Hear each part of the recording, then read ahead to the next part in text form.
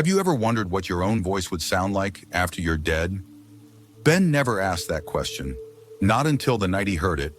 It started 2 weeks after he took the job. Night shift operator, downtown Seattle, graveyard hours, a skeleton crew in a fluorescent-lit office that smelled like printer ink and microwave noodles. He liked it that way, quiet, no small talk, just headsets, screens, and the low hum of machines that didn't sleep. The calls were mostly dull. Wrong numbers, billing questions. One guy wanted to know if dogs could see ghosts, but then came the first silent call. 1:44 a.m. The number showed up. 2065-550199. Ben answered with the usual script. Nothing, just breathing. A faint hiss like wind through a phone line. He hung up after 30 seconds. Probably a prank. But the next night, same number, same time, same silence. He listened longer. The breathing felt too close wet, like someone sitting right beside him. Still, no voice, no words. Just that strange, smothered sound. Third night it changed. He heard one word, whispered through static. Run! Ben froze. His hands went cold. That voice had scratched something buried in his brain. It wasn't just familiar. It was personal. Like hearing an old voicemail from yourself you don't remember leaving. The way it curled syllables, how it dragged the R and run. It hit deep, like déjà vu laced with dread. He didn't tell anyone, just kept showing up, hoping the calls would stop. But they didn't. They kept coming, night after night, always at 1:44. And each time the voice added a few more words. Run, it's coming. Don't stay in the loop. Ben started writing them down, phrase by phrase. And one night, something clicked. One of the sentences wasn't random. It was something he had said to his younger brother when they were kids, hiding in a basement during a storm. He played back the recorded calls from the system, not just the voice, but little things in the background. A radiator clicking the way his old apartment heater used to. A cat meowing once, sharp and distant, just like the one he lost 5 years ago. He sat there, pale as ash, replaying each clip. These weren't just calls. They were echoes, pieces of his life, and not just past memories. Some of the voices mentioned things that hadn't happened yet, things no one else could know. That's when he broke. He skipped protocol, hacked the caller ID tracing system, something he could get fired for, and tracked the source. His stomach flipped. The number wasn't spoofed. The signal originated from a modem inside his own apartment. Ben sprinted home at 2 a.m. The streets were empty. A cold drizzle clung to his jacket. He burst through the door and tore the place apart, looking for a phone, a wiretap, anything. But there was nothing. No second line, no hidden devices, just his own laptop, dead silent on his desk. Then it rang, his personal phone. 1:44 a.m. His hands shook as he picked up. "Who are you?" The voice replied clearer now, more broken, weary. "You know me? You are me." Ben couldn't breathe. It was him. Same voice, same tiny stutter, but older, cracked, like it had been screaming for years. The voice kept talking, fast, desperate. "You're in a loop, a closed loop. You died 5 times already. I've tried every route, every version. Doesn't matter. You always come back here. Why? What do you mean? What's happening to me?" Ben asked, heart crashing against his ribs. "Something's wrong with time," the voice whispered. "It's not moving forward anymore. You're stuck in the rewind. And we were running out of versions." The call ended with a harsh mechanical screech that shattered the silence like glass. Ben didn't sleep. The next night, the calls multiplied. Same number, but now other numbers too. Strange area codes, foreign languages. One was his mother's voice, but crying, whispering things he never remembered her saying. One was his best friend from school, screaming for help in a voice soaked with blood. One call played the sound of Ben's own funeral. The voices weren't random anymore. They were pieces of lives he hadn't lived, or maybe had, somewhere, sometime. He went back to work. He had nowhere else to go. But everything was different now. His hands trembled. He double-checked every shadow. He heard whispers in the printer room. When the calls came, they brought screams and begging and warnings from people who should have been dead. One night his screen glitched only for a second, but in that second he saw it. A face, his own, hollowed out, eyes missing, mouth frozen open like it had just screamed for eternity. Behind the face was a room he didn't recognize, but somehow knew, and something was moving behind the figure. Something wrong. He fell out of his chair, breath caught in his throat, and crawled backward until his spine hit the wall. The call still played in his headset. The voice, his voice, muttering, "It's coming. It's almost here.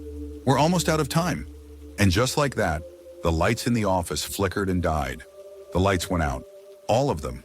Every screen in the office blinked to black. No backup generators, no flicker, no warning. Just silence. Heavy and wrong. Ben sat frozen in his chair, headset slipping off his ear. In the dark, even his own breath sounded too loud. His phone vibrated once against the desk. He didn't want to look, but he did. 1:44 a.m. He picked up. No voice. Just static. Then faint, far off a child crying. Not loud, not theatrical. Real. Deep. That small, choking sound that kids make when they've been crying for a long time. It sliced through him. He dropped the phone. It kept playing, the cry growing louder, morphing, warping.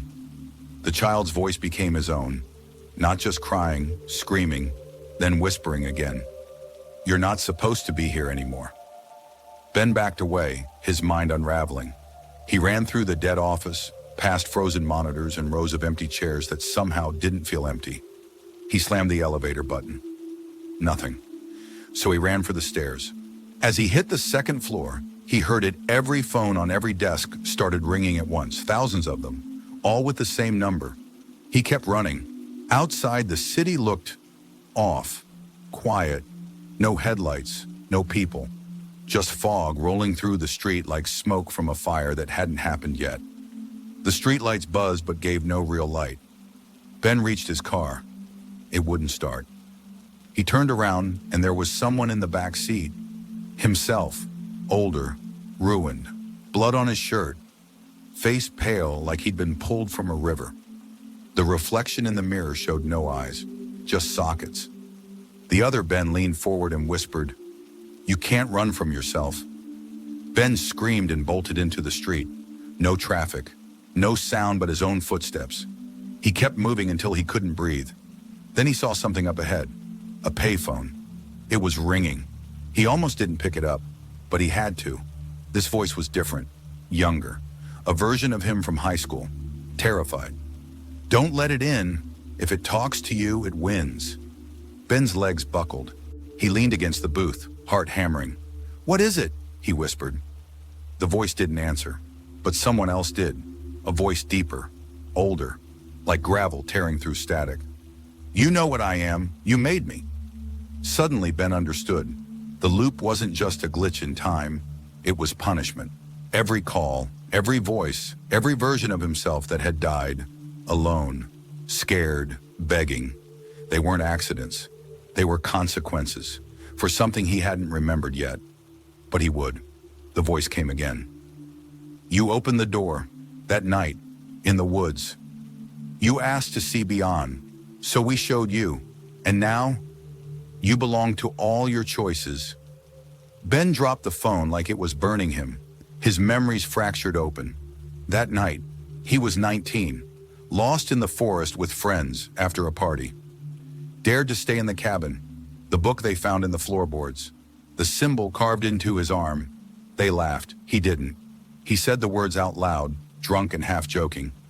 He asked to know what lay beyond time. Something heard him. Now it was living in his echoes. He was never meant to survive that night.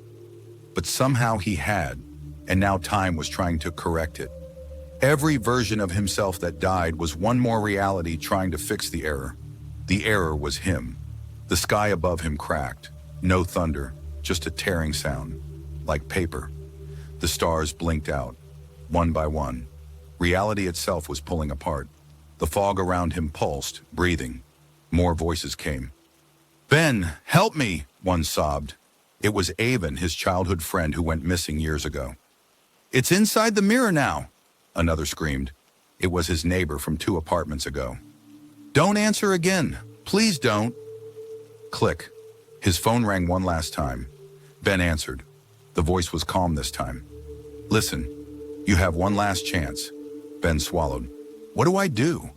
There's a door, you'll see it, but you can only open it if you let go of everything. This life, this body, this time, everything. He didn't understand, but he followed the voice's directions, past the frozen city, through the alley behind his old school, into a stairwell that shouldn't exist. There was the door, old, wooden, no handle, just a mirror on the front. Ben stared at his reflection. Every version of himself flickered through the glass. Young, old, dead, lost, burned, crying, silent. All the lives that could have been, all the deaths that were. He put his hand on the mirror. It felt warm. The door opened. Darkness, but not empty. Ben stepped through, and the phone stopped ringing. No more loops, no more voices, just silence. Until one day a new operator sat at the same desk Ben once used. Night shift, uneventful. Until the phone rang. 1:44 a.m., 206-55-50199.